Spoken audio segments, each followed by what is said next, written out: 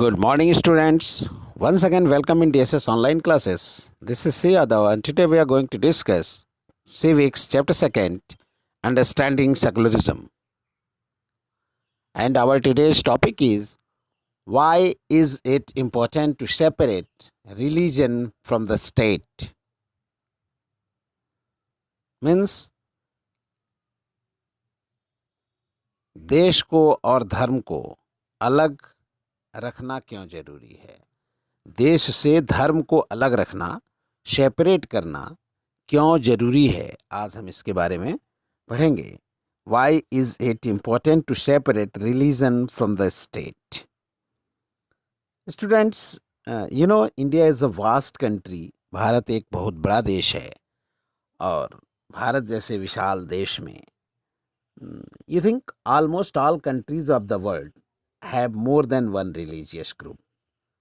हमारे देश में, हम पूरे संसार में जितने भी देश हैं, लगभग सारे देशों में एक से अधिक धर्म के मानने वाले लोग निवास करते हैं, रहते हैं. And among those religious groups, most likely to be one group that is in a majority.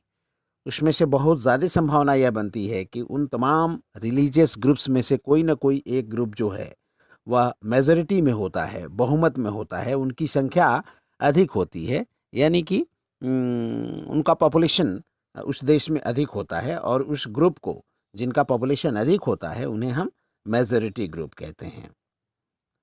तो सपोज करिए if this majority group access to the state power, then it would quite use this power and financial resources to discriminate against other minority groups.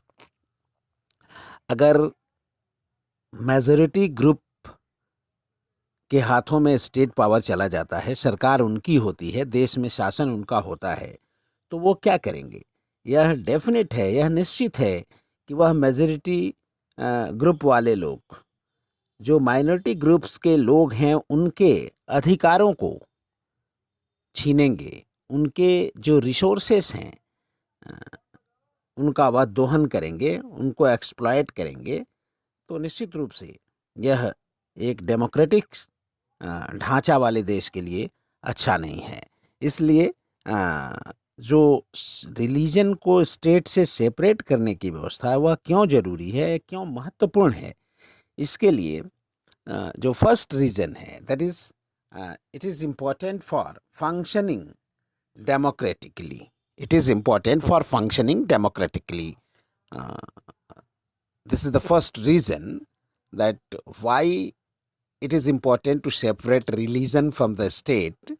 उसका यह पहला कारण है कि देश को डेमोक्रेटिकली रन कराने के लिए, प्रजातांत्रिक तरीके से देश को चलाने के लिए यह आवश्यक है कि देश से धर्म को अलग रखा जाए. जैसा कि मैंने कहा कि अगर मेजॉरिटी ग्रुप के लोगों के हाथ में देश की सत्ता चली जाती है तो वह माइनॉरिटी ग्रुप्स के लोगों के अधिकारों को छीनेंगे, उनके रिसोर्सेस को एक्सप्लॉइट करेंगे, उनके रिसोर्सेस को वह छीन लेंगे और अपने मेजॉरिटी ग्रुप के लोगों को दे देंगे. अगर देश में सेकुलरिज्म ना हो तो यह कंडीशन हो सकती है.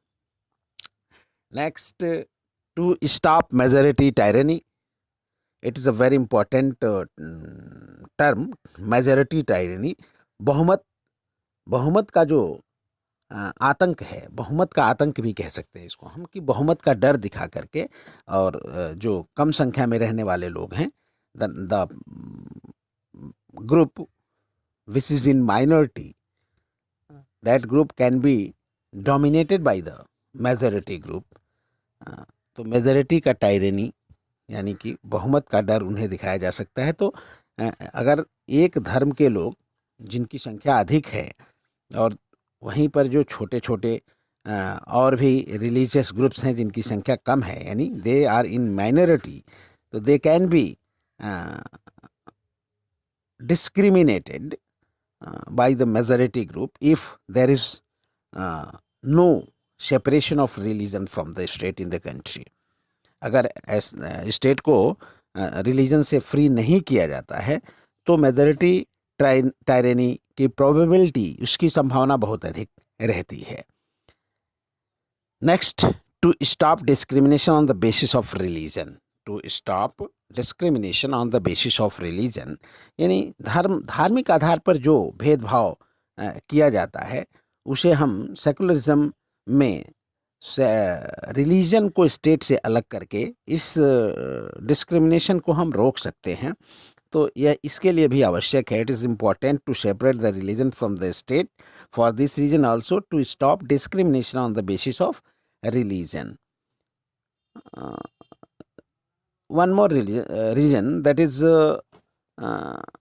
majority group थिंकिंग के आधार पर हम कर सकते हैं कि दूसरा यह कारण हो सकता है कि अगर मान लें कि रिलीजन और स्टेट दोनों को अलग ना किया जाए तो क्या होगा।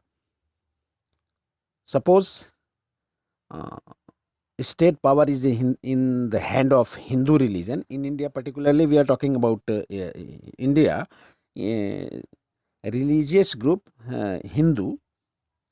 If there is a government of Hindus in India only, and this is not law in our constitution of secularism and the separation of religion from the state, अगर यह नियम नहीं होता है, अगर यह कानून नहीं होता है कि हमारे देश में धर्म से राज्य को अलग करते हैं, धर्म से देश को अलग न किया जाए, और अगर हिंदू का ही शासन हो, हमारे देश में हिंदू कम्युनिटी का ही शासन है, और अगर यह नियम नहीं लागू किया जाए, तो एग्जाम्पल के तौर पे देख लीजिए। सपोज कि the state power in the hands of that group who support untouchability. देश की सत्ता अगर वैसे ग्रुप के लोगों के हाथ में हो जो अनटचेबिलिटी को, छुआछूत को सपोर्ट करते हैं, उसका समर्थन करते हैं, then what will happen in the country, you can imagine it. आप सोच सकते हैं कि अगर वैसा कंडीशन होता है तब क्या होगा। जो लोग छुआछूत का समर्थन करते हैं और उनके हाथों में सत्ता चली जाए और धर्म को रिलीजन से अलग न किया जाए, तब कंडीशन क्या होगा। एक ही रिलीजन के अंदर जो अलग अलग लोगों का फेथ है, जिनको हम अनटचेबल कहते हैं, SC STs कहते हैं, तो अगर इस तरह का नियम होता है तो उनके बारे में क्या होगा। अगर हम धर्म को स्टेट से अलग ना करें तब तो उनके साथ और भी डिस्क्रिमिनेशन की प्रोबेबिलिटी बढ़ सकती है। तो all these reasons for which it is important to separate religion from the state, and we will discuss ahead in the next topic, secularism in India. Thank you.